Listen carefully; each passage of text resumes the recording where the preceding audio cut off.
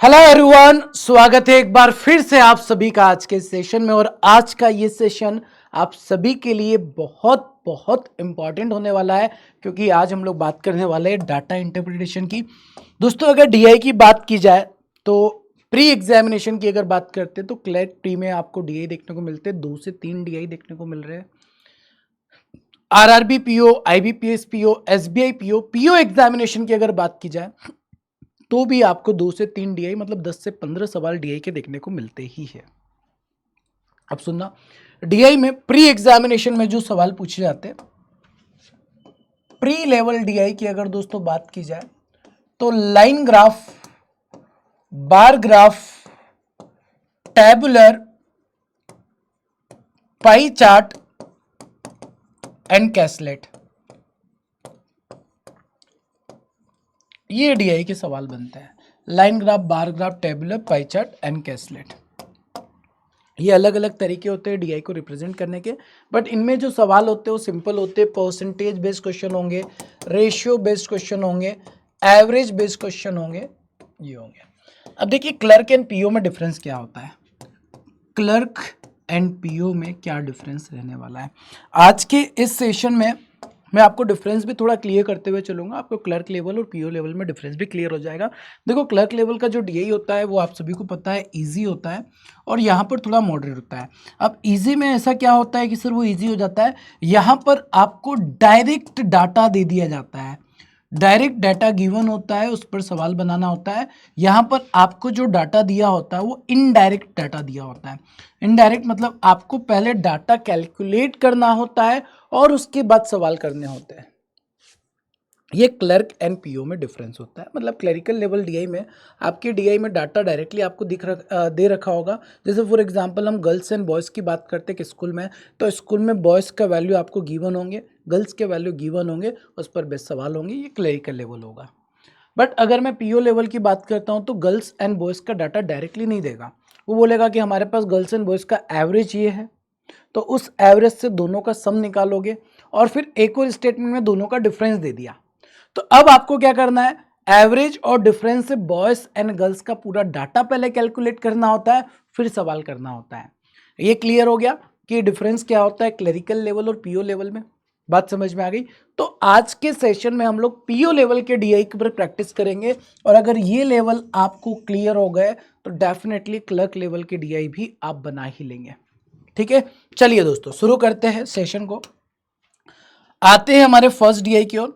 अब सबसे पहला डीआई आपके सामने टेबुलर डीआई है।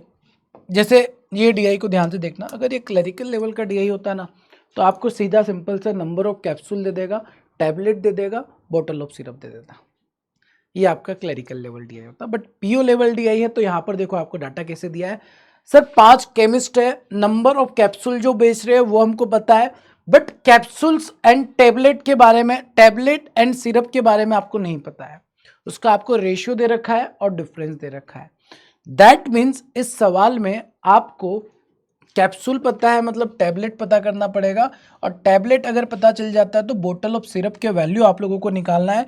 टेबल पहले कंप्लीट करनी है, टेबल कंप्लीट होगी फिर उस पर बेस क्वेश्चन की हम लोग प्रैक्टिस करेंगे। तो देखो यहां पर अगर देखते हैं गुरुजी, 6 यूनिट का वैल्यू 720 है, मतलब 1 यूनिट का वैल्यू 120, 120 पंजा कितना हो जाएगा, 600 हो जाएगा। 8 यूनिट का वैल्यू इतना है, 8 एकम 8 बचेगा, 8 तिया 24, 130 होगा, 13 पंजे 65, 650 हो जाएगा। ये वैल्यूज आपको फटाफट निकालनी है।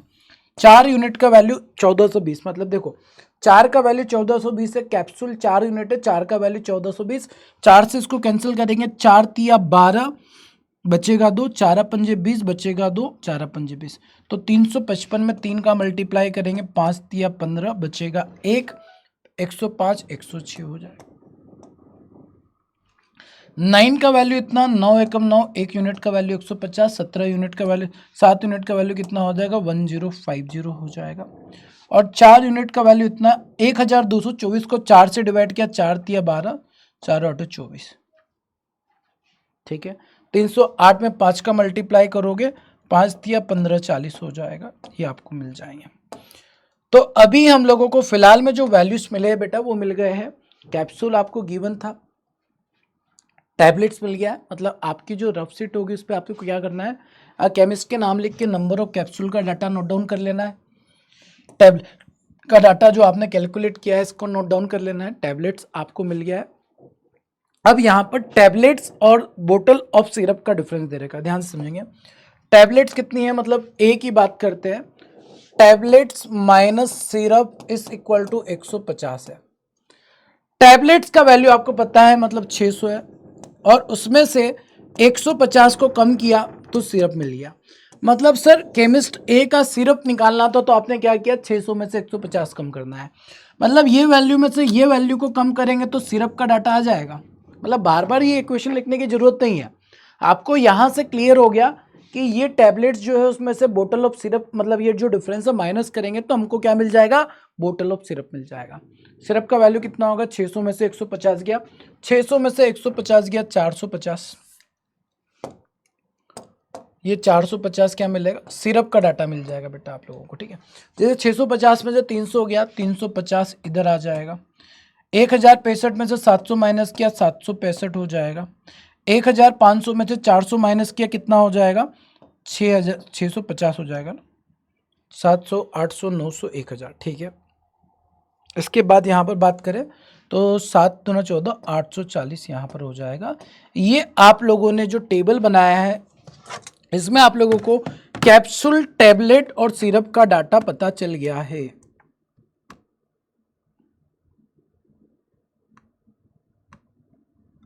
राइट, चलो ये आप लोगों को सारे वैल्यूज यहाँ पर मिल चुके हैं। ये वैल्यू कलेक्ट निकाला, 4 तिया 12, 4 8, ये 6 होगा यार, एक सेकेंड 4 तिया 12, 4 6 24, 306 होगा। 306 में मल्टीप्लाई करना था तो 306 में 5 का मल्टीप्लाई करेंगे, 6 पंजे 30, 30 हो जाएगा बस, ये और कुछ भी नहीं। बस यहाँ पर 830 होगा बेटा। ये आपका जो डाटा बनेगा ये 830 बनेगा, इसको करेक्ट कर लेना। अब सुनो ध्यान से, तो ये तो पीओ लेवल का डीआई था तो आपको डाटा निकालना पड़ा। क्लरिकल में होता तो सिंपल आपको ये डाटा दे देता, नंबर ऑफ कैप्सूल का डाटा देता, टैबलेट का डाटा देता और बोतल ऑफ सिरप का डाटा देता, सवाल करना शुरू कर देना होता है। क्लरिकल लेवल होता है। पीओ है तो कुछ आपको एक्स्ट्रा एफर्ट लगाने पड़ेंगे, थोड़ा सा मेहनत करना पड़ेगा। अब ये टेबल जैसे ही आप लोगों ने बना ली है, अब इस पर बेस्ड जो सवाल होंगे, सवाल एकदम आसान होते हैं, डुएबल होते हैं, डाटा आपने सही निकाला होना चाहिए। What is the ratio of total number of tablets sold by A to and B to total number of capsules sold by A and B? A and B ने जो टैबलेट बेची है और A and B ने जो capsule बेचे हैं उसका रेशियो निकालना है। A and B जो कैप्सूल बेचेंगे वो कितना हो जाएगा, 4 और 2 6 और 10 और 7 17, 1760। अब टैबलेट्स आप लोगों ने निकाले थे A and B के, कितना आया था, 6 1250 आया था। ये रेशियो आपको निकालना था। 125 176, कितना टाइम लगेगा, 10 सेकंड का सवाल रहेगा, मात्र 10 सेकंड में आपका काम हो जाएगा। और डीआई के सवाल होते ही इजी है। एग्जाम में एक इजी डीआई होगा, एक मॉडरेट होगा और एक सेमी मॉडरेट होगा। 3 डीआई होते हैं, तीनों बनने चाहिए। What is the average number of बोतल of syrup sold by all the chemist, मतलब सारे केमिस्ट ने जो बोतल ऑफ सिरप बेची है उसका एवरेज क्या होगा। सिरप टोटल कितना जा रहा है, ऐड कर लो, 5 5 10 10 और 6 16 5 21 22 23 24 का 4 कैरिया है 2 7 4 11 12 13 14 15 16 6 22 और 8 30। इसको 5 से डिवाइड किया, 5 6 30, 5 9 45, 609 आ रहा है क्या, देखो 609 619 से सर, अच्छा 609 है, ऑप्शन नंबर है। अगर ऑप्शन में नहीं मिलता इसका मतलब कहीं ना कहीं हमने बोतल ऑफ सिरप का वैल्यू निकालने में गलती की है, बट हमारा आंसर आ रहा है। इसका मतलब पता है, दो चीज़ें चेक हो गई है सर, नंबर ऑफ सिरप सारे करेक्ट होंगे और नंबर ऑफ सिरप करेक्ट कब होंगे, जब टैबलेट्स भी करेक्ट होगा। इसका मतलब सर हमारा टैबलेट्स का डाटा भी एकदम करेक्ट है, सिरप का डाटा भी करेक्ट है और टैबलेट का ये जो कैप्सूल है इसका डाटा तो गिवन है। मतलब हमारा जो डाटा है वो एकदम परफेक्ट है। बस अब सवालों को निपटाते चलो। अगला सवाल, what is the average number of bottles of syrup sold by chemist, 609 हो गया है। अगला प्रश्न ये रहा, total number of syrup sold by A and B, A and B जो टोटल सिरप बेचेंगे, total number of tablet sold by chemist A का कितना परसेंट होगा। Total number of syrup sold by A and B, A and B जो syrup बेच रहे हैं 4 3 7 800 बेच रहे हैं।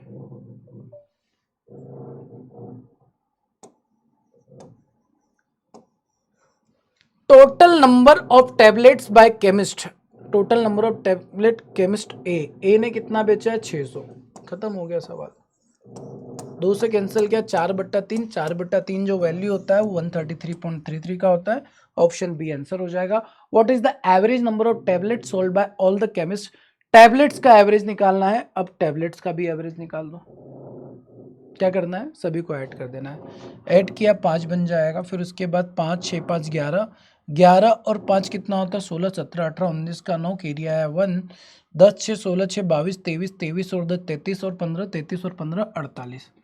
इसको 5 से डिवाइड करेंगे, 5 नाम 45 बचेगा 3, 5 सत्तू 35, 5 नाम 45, 979 आ रहा है अपने पास आंसर।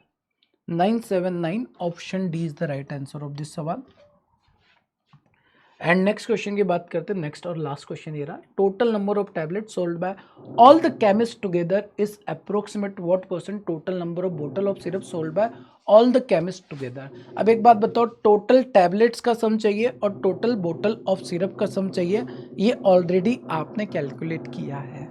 अब देखिए, कैलकुलेशन अगर अपने सही किया है ना, और अपन को याद है कहाँ पर कौन सा कैलकुलेशन किया है, तो ये आंसर निकालना आसान है। क्या चाहिए आपको? Number of tablet sold by all chemist. अभी टैबलेट्स का एवरेज निकाला था अपन ने। जी सर, ये रहा। टोटल नंबर ऑफ टैबलेट्स कितने थे? 3045। 3045। टोटल नंबर ऑफ बोतल ऑफ सिरप, बोतल ऑफ सिरप भी निकाला था अपन ने। कितना निकाला था? सिरप जो टोटल बोतल है वो कितना निकाला था अपन ने? एवरेज निकाला था ना। सॉरी 609, ये 979 था और ये 4895 था और 3045 था। सॉरी 3045 तो अपने पास सिरप था, और जो टैबलेट था वो कितना आया था गुरुजी? टैबलेट हमारे पास 4895 आया था। तो इसलिए जो डाटा निकालते हैं ना, उसको थोड़ा सा ध्यान से केयरफुली रखना होता है। अब ये आपका आंसर हो जाएगा, इसको आपको सॉल्व करना होगा। इसमें मज़ेदार बात क्या है पता है? अप्रोक्सीमेट 150% आंसर होगा, ये बात हम जानते हैं। बट सर 150 के समथिंग समथिंग ही ऑप्शंस दे रखे हैं। 150% भी है, 155 भी है, 145 भी है, 169 भी है, 161 भी है। तो आपको ये कैलकुलेशन जो करना है अप्रोक्सीमेट वैल्यू निकालने का, ये केयरफुली करना है। अब केयरफुली कैसे करेंगे गुरुजी? पहले 5 से डिवाइड कर देते हैं। 5 से डिवाइड किया कितना हो गया? 609 हो गया। और ये 5 से डिवाइड किया कितना हो गया? 5 नाम 45, बचेगा कितना? 3, 5 सत्तू 35, बचेगा 4, 979 इंटू 100 हो गया है। 609 को मैं 610 लिख रहा हूँ, ध्यान से समझना मेरी बात को। 0 कैंसिल कर दिया तो ये हमारे पास बचेगा 9790। इसको डिवाइड करना है 61 से। 61 1 जा 61, 7 में से 1 गया 6, 9 में से 3 6 गया 3। अब ऊपर से 9 लेंगे। 61 से कितनी बार जाएगा? 6 बार चला जाएगा। 6 बार चला जाएगा। 6 कम 6 6 6 36, बचेगा कितना? 3 और 0 लेंगे, मतलब सर 160 पॉइंट समथिंग बनेगा। अब 160 पॉइंट समथिंग बन रहा है। आपने क्या किया था? ध्यान से समझेंगे सर। 609 को 610 कर दिया था, मतलब हमने डिनोमिनेटर के वैल्यू को थोड़ा बढ़ा दिया था। अब डिनोमिनेटर को थोड़ा बढ़ाने के बाद आपने जो आंसर निकाला है, ये एक्चुअल आंसर से थोड़ा सा कम होगा, मतलब एक्चुअल आंसर इससे थोड़ा ज़्यादा होगा। आप मेरी बात समझ पा रहे हैं? मैंने क्या बोला कि अगर मैं, देखो इसलिए केयरफुली किया कि ऐसा रैंडमली हम कुछ नहीं कर सकते, फंस जाओगे। तो हमने क्या किया सर, अपॉन में 609 था, इसको 610 कर दिया। और बेटा डिनोमिनेटर में था ये, है ना, ये न्यूमरेटर होता है, डिनोमिनेटर। डिनोमिनेटर में अगर आप नंबर को बढ़ा रहे हो, मतलब एक्चुअल आंसर थोड़ा कम हो रहा है। तो आपका जो एक्चुअल आंसर आ रहा है 160 पॉइंट समथिंग आ रहा है, ये ओरिजिनल आंसर से थोड़ा कम है। तो हमारा जो आंसर है 160 से तो ज़्यादा होगा, 160 से थोड़ा ज़्यादा होगा। थोड़े ज़्यादा में 161 ऑप्शन में था, 161 को आपको टिक कर देना था। इस सवाल का आपका आंसर यहाँ पर बन जाता है। ठीक है, चलिए आगे बढ़ते हैं दोस्तों। अब नेक्स्ट क्वेश्चन की बात करते हैं। अगला सवाल देखते हैं, बन जाएगा। इजी है सवाल, सिंपल सिंपल कैलकुलेशन आपको आने चाहिए। और ये बात हमेशा ध्यान रखना बेटा, एक सवाल आपका एवरेज का 110% होता ही है, एक सवाल आपका परसेंटेज का होगा, एक सवाल आपका रेशियो का कंफर्म होगा। डीआई कैसा भी दे रखा हो, चाहे लाइन ग्राफ हो, बार ग्राफ हो, टेबुलर है, बट ऐसा सवाल तो होगा। नेक्स्ट आप सभी के सामने जो सवाल है वो बार ग्राफ का है। अब बार ग्राफ में जो डाटा आपको गिवन है वो आपको ध्यान से पढ़ना है। मैंने बोला ना क्लर्क लेवल होता, जैसे यहाँ पर हम लोग इस डीआई की बात करते हैं, दोनों के लेवल को कंपेयर करते हुए आगे बढ़ते तो ज़्यादा बेहतर रहेगा। सुनो, डीआई में दिया है 5 स्टूडेंट ABCDE का मार्क्स दिया है, different marks in GA and reasoning. The bar graph show the average number of marks by each student scored and the difference between marks scored in GA and reasoning. Note the difference between marks is equal to total number of marks in GA minus total number of marks in reasoning. ये आपको दे रखा है, मतलब GA के marks reasoning के marks से ज़्यादा है। अब आप लोगों को 5 स्टूडेंट का डाटा दिया है, ठीक है। ये ब्लू क्यों लिखा है, इसको ब्लू रहने दो। जो येलो वाली लाइन है वो डिफाइन कर रही है difference between marks scored in GA and reasoning, और जो ब्लू वाली लाइन है वो average marks in GA and reasoning दे रखा है। मतलब यहाँ से सर हमको डिफरेंस और एवरेज मिलेगा। अगर क्लरिकल लेवल का पेपर होता और उसमें ये डीआई होता तो डायरेक्टली आपको यहाँ पर जीए का स्कोर, रीजनिंग का स्कोर, जीए का स्कोर, रीजनिंग का स्कोर, जीए रीजनिंग का स्कोर डायरेक्टली गिवन होता। बट इस सवाल में आपको डायरेक्टली गिवन नहीं है, तो पहले आप लोगों को उसका फ्रेमिंग करना होगा। जीए और रीजनिंग का स्कोर आपको फाइंड आउट करना होगा, निकालना शुरू करेंगे।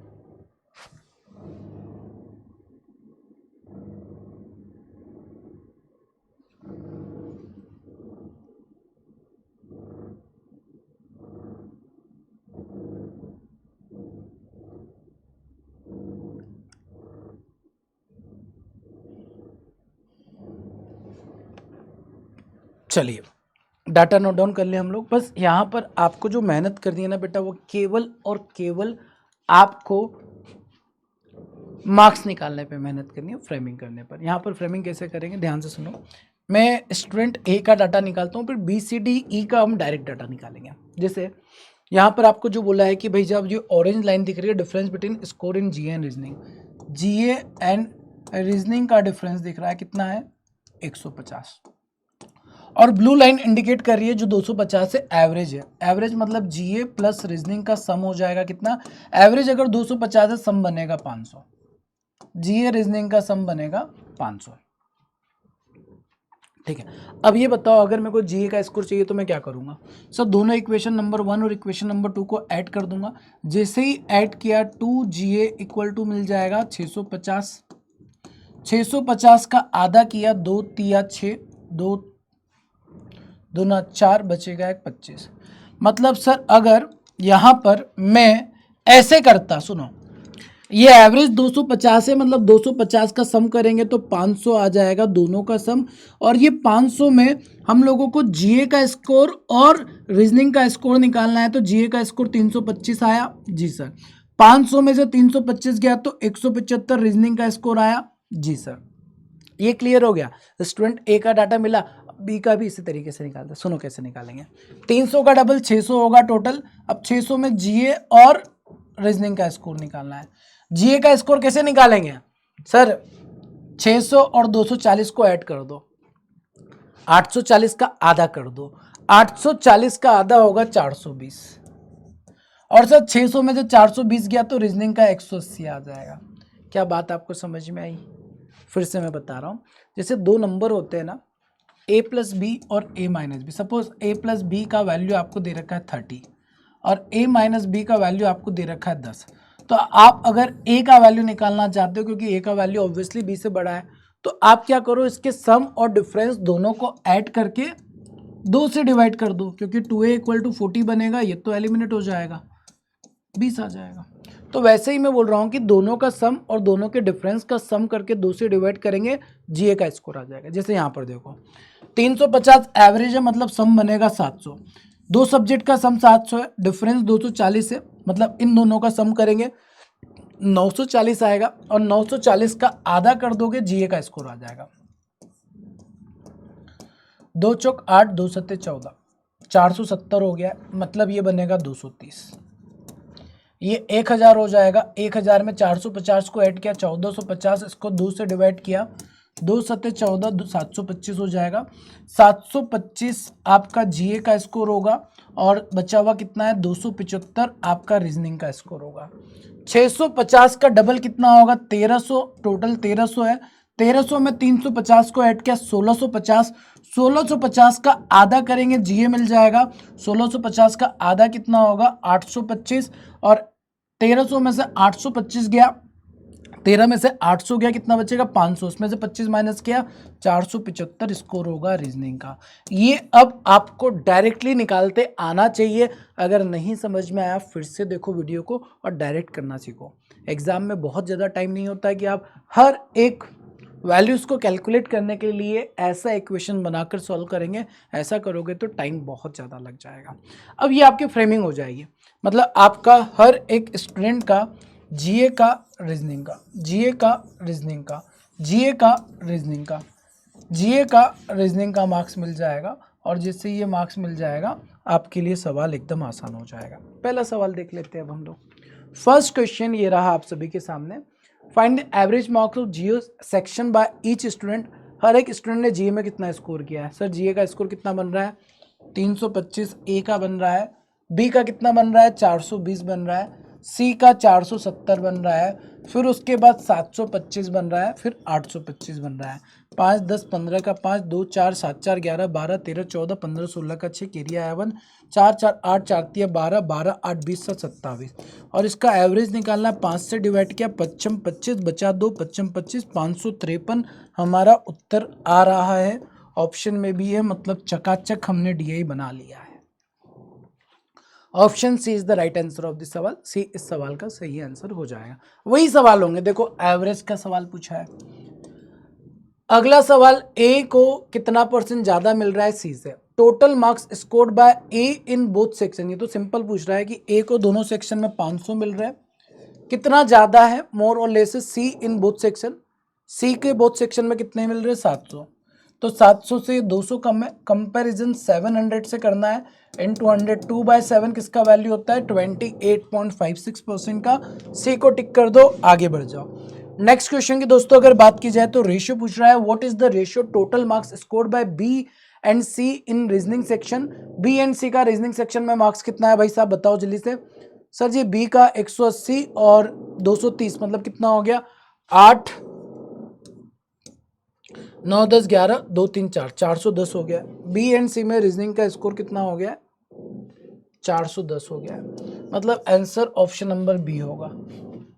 अरे रेशियो पूछा है आप लोगों से, 41 का मल्टीपल ये नहीं है, ये नहीं है, ये नहीं है। नन ऑफ दिस अगर नहीं रहता है तो ऑप्शन नंबर बी है, बट नन ऑफ दिस दे रखा है तो आगे कैलकुलेशन कर लेते हैं।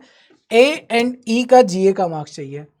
ए एंड ई का जीए, ए का मार्क्स रीजनिंग में कितना है 100, जीए का मार्क्स 325 और 825, 8 9 10 11 1200 हो रहा है।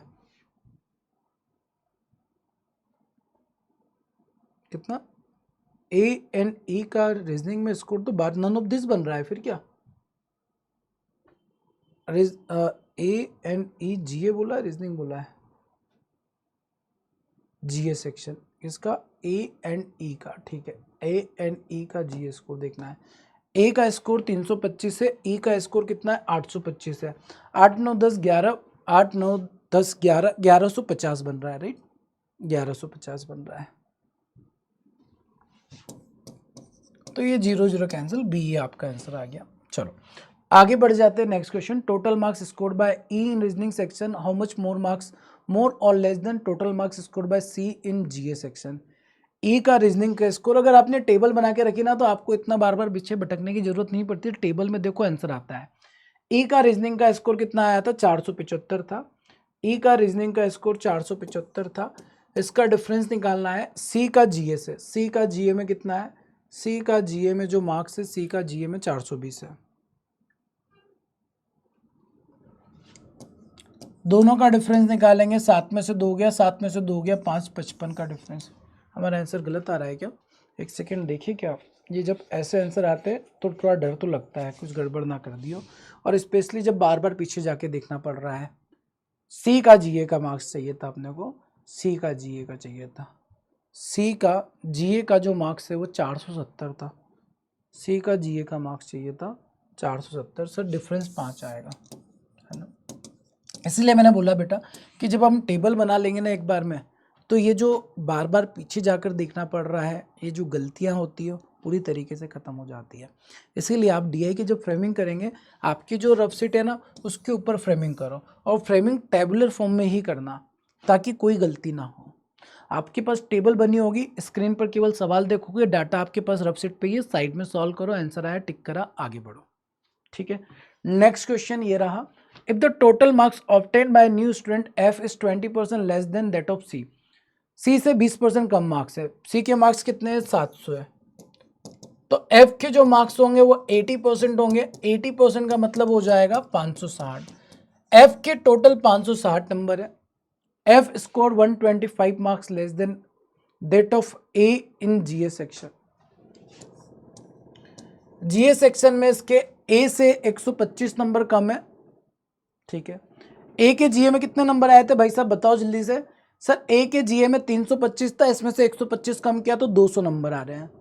कितने आ रहे हैं? 200 नंबर आ रहे हैं। अगर इसके जीए में 200 नंबर है तो यहाँ पर 360 नंबर होंगे, कहाँ पर? रीजनिंग में, क्योंकि दो ही सब्जेक्ट की बात चल रही है। आंसर ऑप्शन नंबर ए आ जाएगा, 360 आपका उत्तर बन जाएगा। ठीक है, क्लियर है, बन जाएगा सवाल। अब इस डीआई का जो आखिरी सवाल है, आखिरी तो हो गया है, अब ये सेशन का जो लास्ट सवाल है, इसके आंसर्स बेटा आप लोगों को बताने रहेंगे, फ्रेमिंग में आपको करके दे रहा हूँ, और अगर आपके आंसर्स निकल जाते हैं सारे तो कमेंट करके याद से बताइएगा।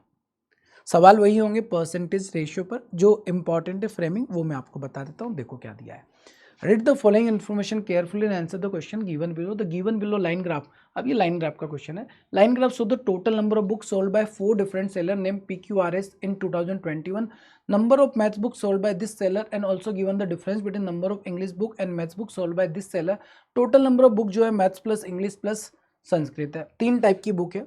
अब देखो यहाँ पर 3 टाइप की बुक दे रखी है, इसका डाटा आपको लाइन ग्राफ में दे रखा है। कई बार है ना लाइन बनी होती है, डाटा नहीं दिया जाता है, कई बार डाटा पता होता है, तो इस तरीके से आपको दे दिया जाता है ना। कई बार डाटा ये हमको ना जैसे 1030 लिखा है तो अच्छी बात है, नहीं लिखा होता तो कैलकुलेट करना पड़ता लाइन के थ्रू। तो खैर अगर ट्रिपल लाइन ग्राफ दे दिया है, जो कि क्लर्क में तो कभी पूछेगा ही नहीं, और पीओ में भी आता है, बहुत ईजी लेवल का होता है, डायरेक्ट डाटा होता है अगर ट्रिपल लाइन ग्राफ होता है तो, क्योंकि यहाँ पर डाटा देखने में थोड़ा टाइम लग जाता है। बट अगर इस तरीके से डाटा दिया है तो फिर इस टाइप का क्वेश्चन आपसे पूछा जा सकता है। इसमें डाटा क्या दे रखा है, ये जो ऑरेंज लाइन है total number of book sold बता रहा है, मतलब देखो इसको टेबुलर फॉर्म में कन्वर्ट कर लेंगे हम लोग, PQRS ये बना लिया। इसमें आपने एक रो बना लेना है टोटल का, कितना है 1240, ठीक है गुरुजी, 1030 ठीक है, 970 ठीक है, और 1310 ठीक है, टोटल पता चल गया। अब आपके 3 सब्जेक्ट है, कौन कौन से?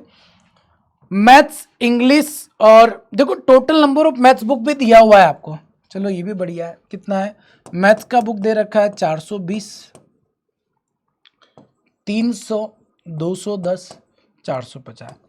अब आपको कौन सा बुक देखना है?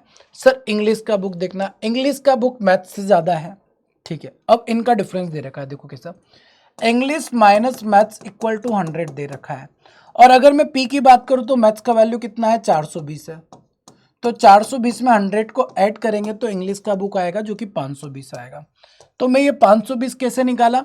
सर ये जो 420 है इसमें ये 100 को ऐड कर दिया, इंग्लिश का बुक आ गया, मतलब ये 300 में 180 ऐड कर दूंगा, 480 यहाँ पर इंग्लिश का आ जाएगा, 210 में 150 को ऐड किया 360 आ जाएगा, 450 में 90 को ऐड किया 540, ये इंग्लिश का आ जाएगा।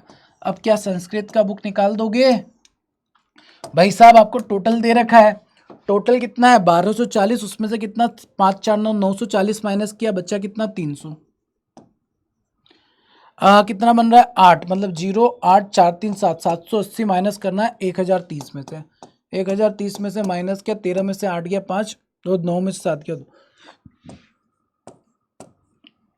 250 हो गया। यहाँ पर आप देखेंगे कितना हो जाएगा, 70, 3 2 570 गया, 400 हो जाएगा। और यहाँ पर अगर आप देखेंगे तो 5 और 4 9, 5 4 9, 990 माइनस करेंगे, 10 इधर, 310 इधर, 320, ये आपका क्या हो जाएगा, संस्कृत की बुक का डाटा भी आ जाएगा। ये सारे डाटा आप लोगों के यहाँ पर मिल चुके हैं। ठीक है, अब बताओ, मैथ्स का डाटा पता है, इंग्लिश का पता है, संस्कृत का पता है, टोटल पता है। अब सवाल क्या पूछेगा, वही एवरेज, वही परसेंटेज, वही रेशियो। आपने फ्रेमिंग कर ली, अब सवाल बनना चाहिए। और इससे ये भी पता चल जाएगा कि परसेंटेज रेशियो के सवाल आप बना पा रहे नहीं बना पा रहे। फ्रेमिंग मैंने बता दिया कैसे करना होता है, ये भी आपको क्लियर हो गया है। सवाल ये रहे, इसके आंसर्स आपको बताने हैं। पहला सवाल ये रहा, बेटा 28.57 है, ठीक है। 28.57 का वैल्यू 2/7 होता है। ठीक, ये सवाल आप लोगों को बनाना है, आंसर कमेंट करना है। सेकंड क्वेश्चन ये रहा, रेशियो निकालना सिंपल है। थर्ड क्वेश्चन परसेंटेज लेस और मोर है। अगला क्वेश्चन जो आपको दे रखा है वो आपका डाटा रिलेटेड क्वेश्चन दे रखा है।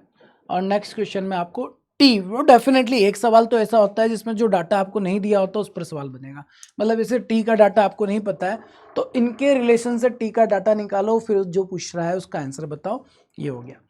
सो दोस्तों ये थे हमारे 3 डीआई जो आपके प्रीलिम्स में पूछे ही जाते हैं, bar graph, line graph, tabular.